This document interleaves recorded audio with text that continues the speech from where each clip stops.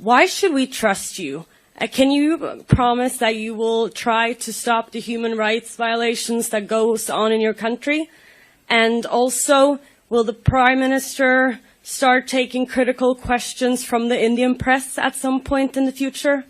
And also, if possible, I would like you to answer straight away.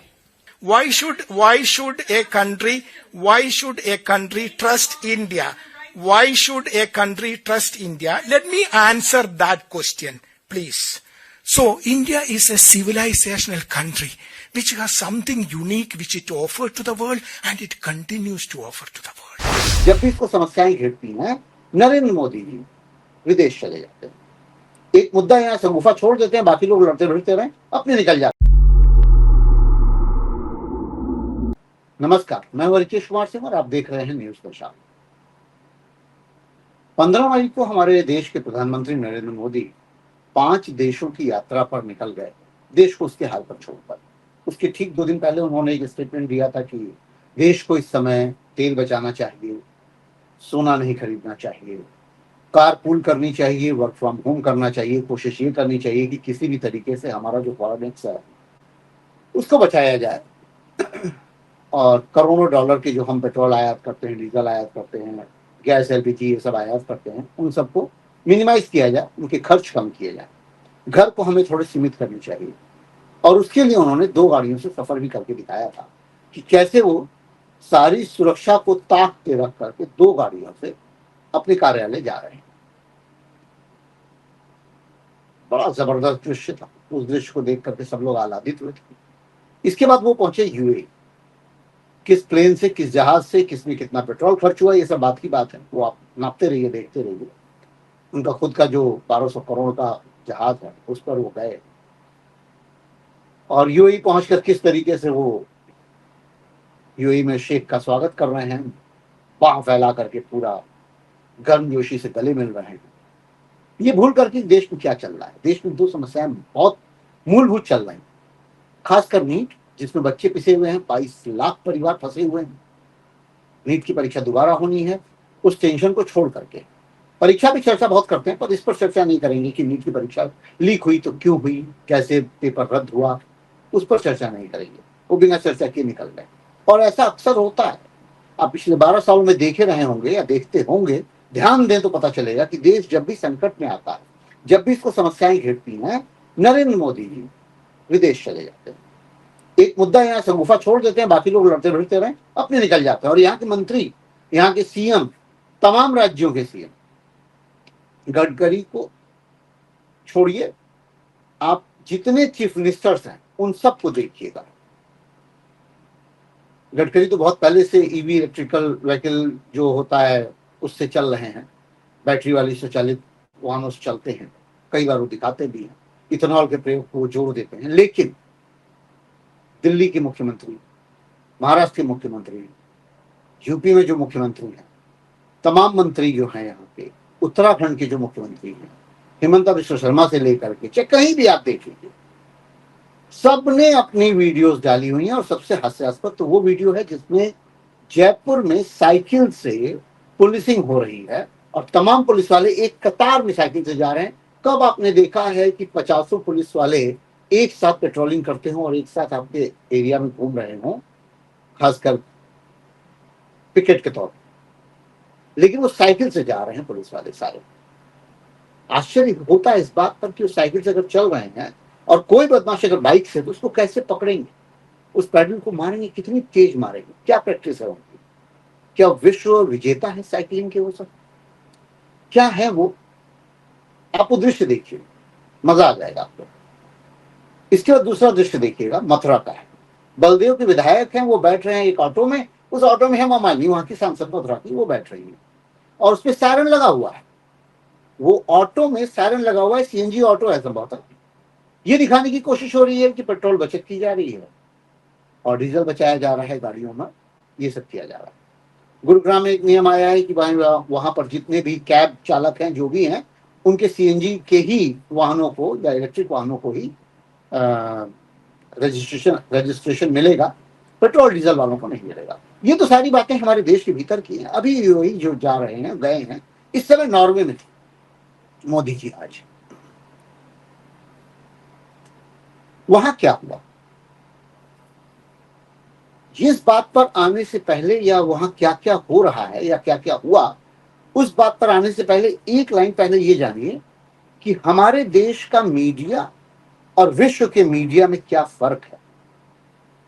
Number 1 पर है media स्वतंत्रता में Norway की मीडिया, और 157वें नंबर पर हम हैं, 150 से भी ज्यादा। कुल देश 200 नहीं है पूरे विश्व में, और हम 157वें नंबर पर हैं मीडिया की स्वतंत्रता के नाम पर। और हमारे यहाँ मीडिया खूब स्वतंत्र है ये करने के लिए कि मोदी जी का गुणगान कैसे किया जाए, कैसे वीडियो बना के दिखाया जाए कि नॉर्वे में इंडियन डायस्पोरा के लोग इकट्ठा होकर के नाच गाना कर रहे हैं, मोदी जी का स्वागत कर रहे हैं, और ये कहते हुए नहीं थक रहे हैं कि वो हमारे लिए भगवान है, हमारे लिए जिंदगी का सबसे बड़ा दिन है आज, और हम बहुत उत्साहित हैं मोदी जी को देख करके। बच्चों को दिखाने लाए, गोद में बच्चा लिए हुई है एक महिला, उसके साथ उसका पति भी है, वो दोनों इस तरीके। और ये आप सोचिए कि ये बीते 10 सालों में हमने, जब अंजना ओम कश्यप पूछती हैं कि आप यहाँ पर मोदी जी के स्वागत के लिए ढोल बजा रहे हैं, बोले नहीं जी हमें तो पैसा देकर के बुलाया गया था सो हम यहाँ आए। और यही बात यहाँ भी निकल कर आ रही है कि नॉर्वे और स्वीडन जैसे देशों में देश से बहुत सारे बच्चों को नाच गाना सिखा करके, कुचिपुड़ी, मणिपुरी, भरतनाट्यम, ये सारे समझ रहे हैं, इन डांसेस को सिखा करके वहां दर्शनीय बनाया जा रहा है। मोदी जी का स्वागत मोदी मोदी हो रहा है, पूरे हॉल में मोदी मोदी हो रहा है। और मोदी जी का वो भाषण सुनिएगा, उस भाषण में जब वो बता रहे हैं कि कितना हमारा जो है फाइबर ऑप्टिकल वायर जो है वो फैला हुआ है देश में, कि हम धरती से लेकर चंद्रमा तक, धरती से लेकर चंद्रमा तक उससे रास्ता बना सकते हैं, इतना यूज हुआ है हमारे यहाँ। वो बता रहे हैं कि हमारे देश में 140 जो करोड़ लोग हैं उनसे हम क्या क्या कर सकते हैं। वो बता रहे हैं कि हमारे देश में कहीं कुछ कमी नहीं है, हमने जाने क्या क्या विकास कर रखा। चंद्रमा पे हम उस जगह पे पहुंचे जहां विश्व कभी पहुंचा ही नहीं। दक्षिणी क्षेत्र की बात कर रहे हैं, दक्षिण ध्रुव की बात कर रहे थे वो, तो एक चिन्हित जगह पर के, और हमेशा चंद्रमा पर जब भी कोई रॉकेट जाता है, इस बारे में नहीं जा रहा मैं वैज्ञानिक तरीके और तथ्यों पर, लेकिन वो ये बात बताने की कोशिश कर रहे हैं कि हम उन रास्तों को तलाशे हैं जो विश्व तलाश ही नहीं पाया। बिल्कुल सही बात है, आप वो रास्ते तलाशे हैं जो विश्व सच में नहीं तलाश पाया। नॉर्वे के एक पत्रकार ने सवाल पूछना चाहा, मोदी जी छोड़ के चले गए। उसके एवज हर्षवर्धन त्रिपाठी एक हमारे जर्नलिस्ट हैं जो अक्सर आपको टीवी डिबेट में मिल जाएंगे, क्या भयानक चाटुकार आदमी है, इसको मुझे कहने में गुरेज नहीं है, सामने पढ़े तो पढ़ते ही हैं, मैं बता भी रहा हूं। कह रहे हैं कि नॉर्वे की पत्रकार ने भारतीय प्रधानमंत्री से पूछा और इंडियन पत्रकार ने नॉर्वे के प्रधानमंत्री से पूछा, और दोनों ने अवॉइड करके दोनों ही निकल गए। रीजन ये था कि दोनों एक ही एजेंडे पे थे। ये किस एजेंडे पे थे? वो दोनों एक एजेंडे पे थे कि उनको ये बताना था कि नॉर्वे भारत के संबंधों को बिगाड़ना था। आप जरा सोचिएगा कि नॉर्वे की पत्रकार तो स्वतंत्र है, वो नंबर 1 पर है। ये इंडियन कौन सी पत्रकार थी जो 157वें नंबर पर है और इतनी स्वतंत्र है कि वो नॉर्वे के प्राइम मिनिस्टर से सवाल पूछने जा रही थी। दोनों एक एजेंडे पर थे। आप एजेंडा सोचते रहिए, कुछ भी कह करके कुछ भी बदल दिया जाने की जो कवायद चलती है, ये हमारी मीडिया में बहुत ज्यादा है। अब मैं आता हूं एक और घटनाक्रम पर। इंडिया टीवी का आप स्क्रीन देखिएगा तो आपको पता चलेगा, उसमें सौरभ जो एंकर है 5 पत्रकारों को लेकर के डिस्कशन करते हैं, पंचनामा टाइप का कुछ करते हैं। उस प्रोग्राम का नाम नहीं पता मुझे, लेकिन अक्सर उसके वीडियोस देखते हैं, क्लिपिंग देखते हैं। उसमें वो बता रहे हैं, बाबुल सुप्रियो जो है वो बता रहे हैं कि कैसे जो है पोस्ट पोल और प्री पोल वायलेंस होता है पश्चिम बंगाल में। तो उन्होंने शिकायत दर्ज कराई। वो बोले कि मैं ये बोलते समय सोच भी रहा था कि हमारी पार्टी के लोग नाराज होंगे, लेकिन ऐसा होता है पूरे पश्चिम बंगाल में कि वायलेंस होता है। ये हम सब भी जानते हैं कि वायलेंस होता है, और आज से नहीं हो रहा है, 40-50 साल से हो रहा है। तो वो वायलेंस होता है और उसमें हिंसा होती है, खून खराबा होता है। इसको कैसे खत्म किया जाए? तो भारतीय जनता पार्टी का एक नेता जिससे वो मिल रहे हैं, बात में उसी प्रोग्राम में एक पत्रकार बोल रहे हैं कि मुझे मालूम है कि वो विजय वर्गीय जी हैं, उनसे मिले थे और उनसे ये बातचीत हो रही है। अब सोचिएगा, वो पत्रकार ये जानता है कि विजय वर्गीय से मिलते हैं, और उसकी बोलने के जो तरीके हैं उसको आप सुनिएगा तो समझ में आएगा कि किस तरीके का वो भी चाटुकार पत्रकार है। क्योंकि उसको भी क्लियर नहीं पता चल रहा है कि क्या कहना चाह रहे हैं, क्या होना चाहिए, क्या नहीं होना चाहिए। वॉशिंग मशीन हम कहते हैं ना भाजपा को, वही लाइन वो दोहरा रहा है। तो बापुल सुप्रियो कहते हैं और विजय वर्गीय ये कहते हैं कि ठीक है, आप नाम बताइए, हम लोग उन्हें बीजेपी में शामिल कर लेंगे। और उसके बाद कई दिनों तक जेट, जहाजें और प्राइवेट विमान आते रहे और बहुत सारे लोग जो है भाजपा ज्वाइन करते रहे। ये पूरा पश्चिम बंगाल में होता रहा। बड़ी आराम से बात कह दी जाती है कि एक पार्टी को खत्म करने के लिए एक पार्टी के लोगों को मिला करके भारतीय जनता पार्टी में लाया जा रहा है, और वो पूरे लोग जो हैं वो भारतीय जनता पार्टी ज्वाइन करते जा रहे हैं। वो बदमाश और गुंडे और तमाम तरीके के हिंसात्मक लोग हैं। तो एंकर ने बड़ा अच्छा सवाल पूछा कि ये जो बैड पर्सन है, इनको भारतीय जनता पार्टी को चाहिए क्यों, ये क्यों लेना चाहते हैं। सवाल जायज था, उत्तर देखिए कितना नाजायज है। बोल रहे हैं कि भाई वो बदमाश, वो गुंडे अगर भारतीय जनता पार्टी में आके सभ्य हो जाते हैं, नहीं करते हैं वो बदमाशी, नहीं भ्रष्टाचार करते हैं, तो दिक्कत क्या है। सुबह का भूला शाम को घर आ जाए तो दिक्कत क्या है। ऐसे तो फिर तो पूरे देश में अगर गुंडे बदमाश किसी एक पार्टी में शामिल हुए हैं, भारतीय जनता पार्टी ही है, हम आप भी जानते हैं, तो दिक्कत कहाँ है। तो दिक्कत ये है भाई साहब कि वो सारे बदमाश एक नेक्सस बना करके पूरे देश को खोखला कर रहे हैं। आपको ये बात समझ में नहीं आ रही। मैं भी आपका पीठ ठोकूं, आप भी मेरी पीठ ठोकिए, मैं भी गुंडागर्दी करूं, आप भी गुंडागर्दी करिए, और पता भी नहीं चले कि हम क्या गुंडागर्दी कर रहे हैं। कोई सवाल करे उसको रास्ते से उठा के मार दीजिए। आपको ये बात समझ में नहीं आ रही, किस तरीके की आप बात कर रहे हैं, आप समझ रहे हैं। यही हाल इस समय शशि शेखर जी का हुआ। उनके भी दो बातें मैंने पढ़ी और बड़ा आश्चर्यचकित हूं मैं। वो ये लिखे हैं अभी कुछ दिन पहले कि मैं हतप्रभ हूं कि अगर प्रधानमंत्री मोदी जी ने ये बात आह्वान में कह दिया है तो इससे इतना हलचल क्यों मचा हुआ है। क्या राष्ट्र प्रेम या राष्ट्रवाद इतना बुरी तरीके से ध्वस्त हो चुका है देश में, या राष्ट्रीय चेतना खराब हो चुकी है कि हम इस बात को समझ नहीं पा रहे हैं। अजीब बात करते हैं शशि शेखर जी। राष्ट्रीय चेतना में नौटंकियां चलती हैं। सोचिएगा, मोदी जी को सम्मान पूरे देश में मिलते हैं, पूरे विश्व में मिलते हैं 32 सम्मान। इन सम्मानों को मुझे तो शक होने लगा है कि इन सम्मानों को खरीदा जाता है, हर हाल में खरीदा जाता है। लेकिन अब करे क्या कोई, जिस देश जाते हैं उसी देश में उनके गले में हार पड़ा दिया जाता है, सम्मान दे दिया जाता है, उस देश का सर्वोच्च सम्मान उसे नवाज दिया जाता है। ऐसा क्या कर रहे हैं मोदी जी। सवाल है वहां पर कि हम ट्रस्ट क्यों करें। ट्रस्ट इसलिए करें, सच में सीबी जॉर्ज जो कि वेस्ट सेक्रेटरी हैं यूरोपियन कंट्रीज के, 1993 बैच के IFS हैं, उनके भाषण को आप सुनिए। वो कितना गर्म हो रहे हैं इस बात को, इस सवाल को लेकर के कि नॉर्वेजियन एक पत्रकार ने ये सवाल पूछ दिया कि हम आप पर ट्रस्ट क्यों करें, आप पर मतलब आपके देश पर ट्रस्ट क्यों किया जाए, जहां पर ह्यूमन राइट वायलेशंस, जहां पर तमाम तरह की समस्याएं, जहां पर खुद योगी जी लाइन कह देते हैं भाई कि अगर सड़क पर आप नमाज करेंगे या नमाज ऐसी स्थिति में करेंगे तो मान जाइए, शिफ्ट वाइज करिए, नहीं तो दूसरा तरीका उन्हें आता है। तो वो कांवड़ को क्यों नहीं रोक लेते हैं। तो वो जो दुर्गा पूजा होती है जिसमें खूब बड़े बड़े पंडाल लगते हैं, सड़कों पर ही तो होता है, उसको क्यों नहीं रोकते। आप कहेंगे हमारा देश है, हिंदुओं का देश है, तो हिंदू मुसलमान फिर कर क्यों रहे हैं, देश तो सबका है। उन्हें अपने तरीके से करने दीजिए, इन्हें अपने तरीके से करने दीजिए। क्या आपके यहाँ होली मनाने के लिए लोग सड़कों पर नहीं निकलते हैं। क्यों निकलते हैं सड़कों पर भाई, मत निकलिए सड़कों पर। क्या आपके यहाँ जो गणेश पूजा होती है उसमें नहीं होता है, दुर्गा पूजा होती है, गणेश पूजा होती है, सरस्वती पूजा होती है, ये सारी चीजें, लंगर लगते हैं, भंडारे लगते हैं, हर मंगलवार को कुछ ना कुछ होता है, रास्ते बंद किए जाते हैं, बैरिकेड किए जाते हैं। सुप्रीम कोर्ट तक कह देता है कि भाई रास्तों पर इस तरीके हलचल मत करे, बावजूद इसके ये होता है। गोरक्षा दल, बजरंग दल, क्या गुंडागर्दी चल रही है। देहरादून का अभी वीडियो आपने देख लिया होगा। हमारे देश की मीडिया बड़ी फ्री है। अगली बात पर आता हूं, इंडियन डायस्पोरा के लोग जाने कहां से इकट्ठा हो जाते हैं, लगते हैं भगवान के गुणगान कहने कि हमारे भगवान आए हुए हैं। नरेंद्र मोदी जी को ये दिखाया जाता है। बताना चाहिए भैया कि नॉर्वे बहुत छोटा सा देश है, उसे ये पता होना चाहिए कि कैसे PM के कहने पर देश भर के लोग चावल दान में देते हैं, लोहा दान में देते हैं, गैस सब्सिडीज छोड़ देते हैं, कैसे सारे देश के लोग थाली ताली बजाते हैं ताकि कोरोना भाग जाए।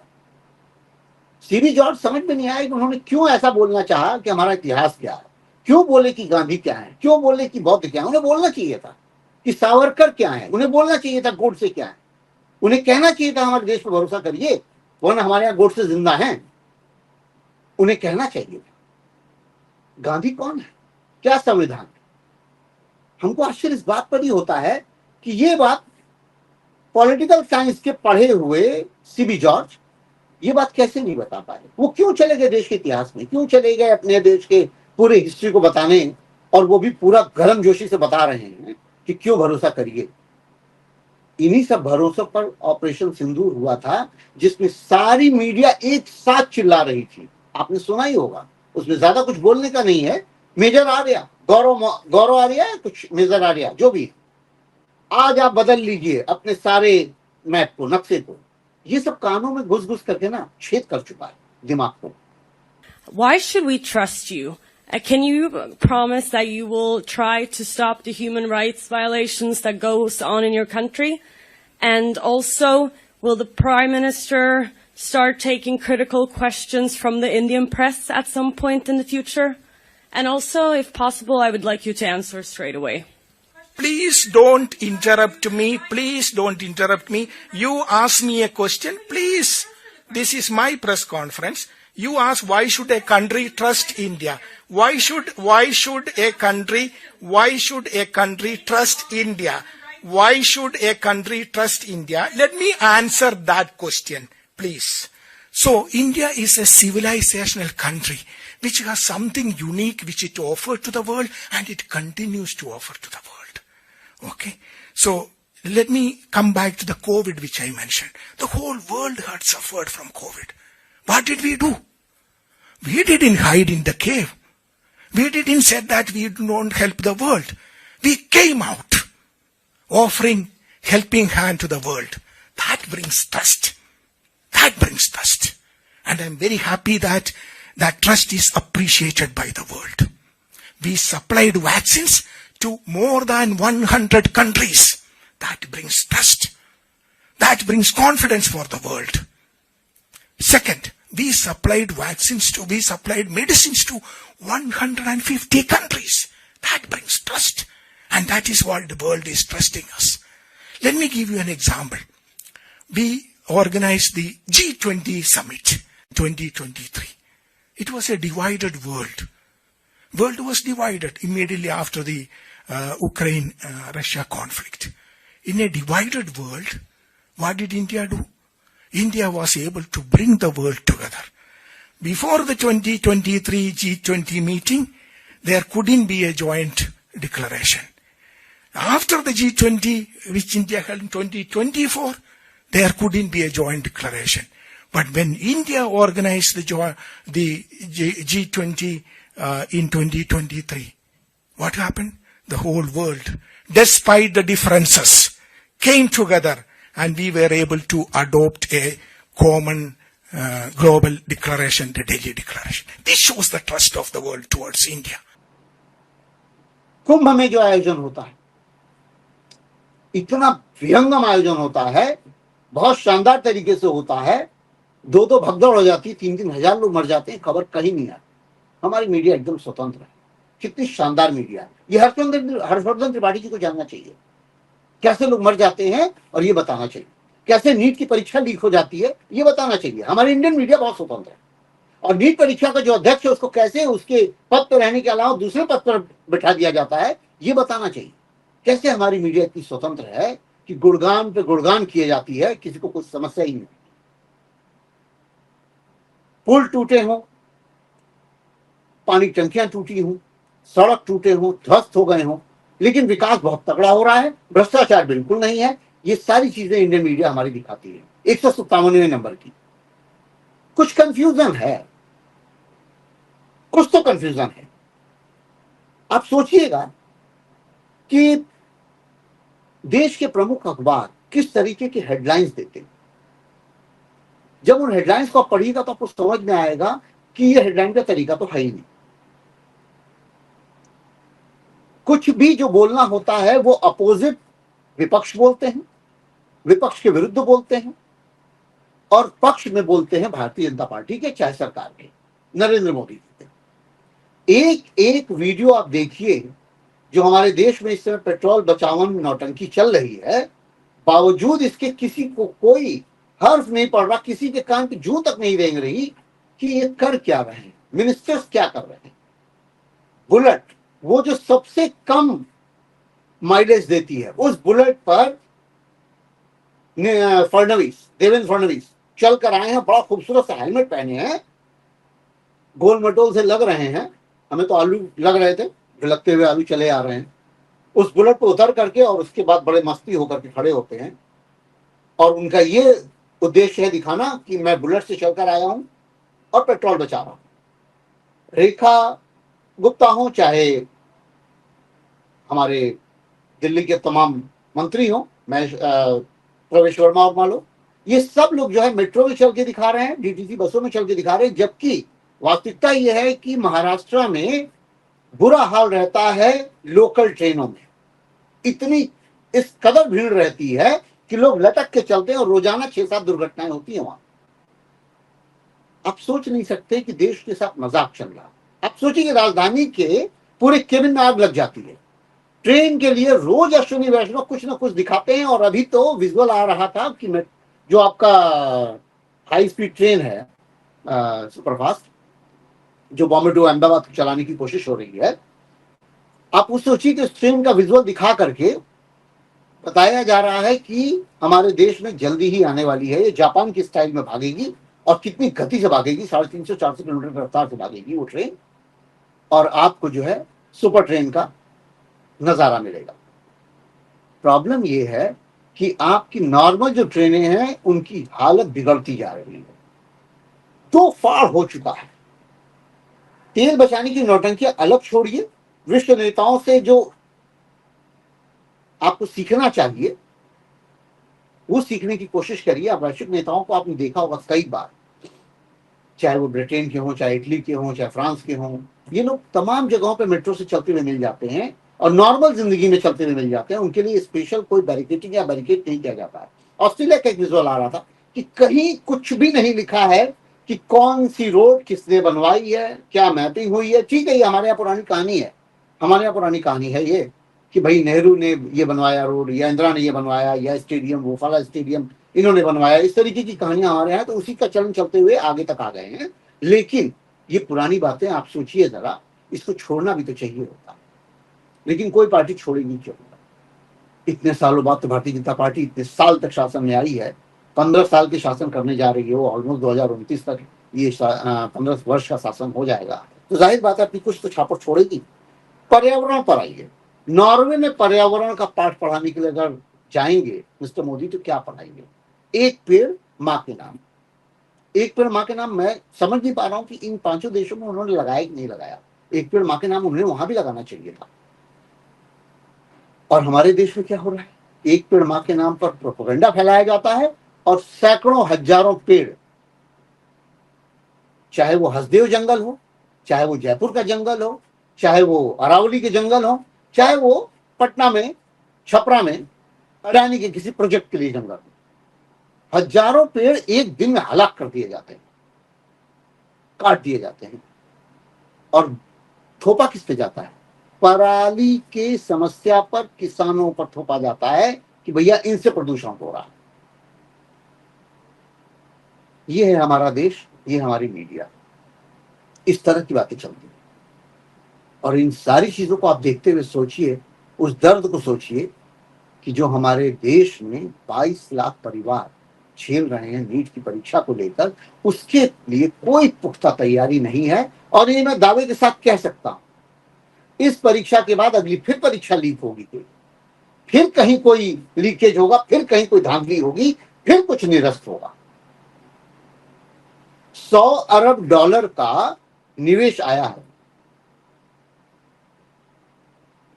अगर $100 अरब का ये निवेश लेकर आ रहे हैं अगले 10 सालों में, उसमें एक लाइन कोट की जा रही है, 10 लाख तक रोजगार आपको मुहैया हो सकता है अपने देश में।